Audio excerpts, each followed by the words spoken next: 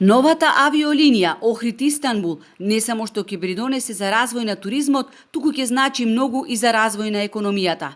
Најголемото европско воздушно пристаниште лани превезе околу 80 милиони патници во повеќе од 300 дестинации, истакнуваат туризмолозите. Со овој лет нема да патуваат само туристи од Турција, туку и од многу други светски дестинации. Па со оглед на тоа дека грото од туристите посебно во овој регион, а и во Скопје генерално и во Македонија, се од турскиот пазар во последниве неколку години и е во огромен подем, апсолутно сметам дека тоа е една од најдобрите чекори моментално, барем за овој регион. И тоа не само за турски гости, бидејќи Истанбул како аеродром е еден од најголемите аеродроми во светот кој што ја поврзува со цел свет. Така што сметам дека ќе имаме огромен бенефит од поврзувањето со Истанбулскиот аеродром. Турските туристи се познати по тоа што дури повеќе од двојно поголема е нивната посетеност на ривиерата во однос на втората дестинација од каде што имаме најмногу туристи, а тоа е Србија.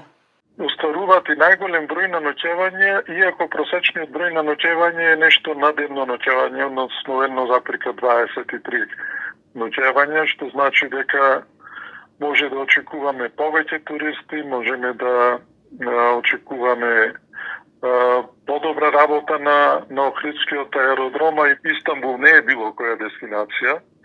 Кажавме дека Истанбул е вториот најфреквентен аеродром во цела Европа, пофреквентен од Шарл де Гол, пофреквентен од Франкфурт во Германија.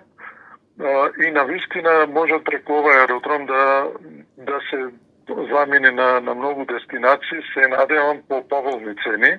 Ако доволно долго функционира оваа линија, Охрид ќе има навистина голем бенефит. Ова е голема шанса за целиот регион. Очекувам, вели Андреевски, и бројни жители на соседна Албанија да го користат Охридскиот аеродром. Истанбулскиот аеродром е шести по големина во светот, но после лондонски Хитроу е еден од најфреквентните, далеку пред францускиот Шарл де Гол или германскиот аеродром во Франкфурт.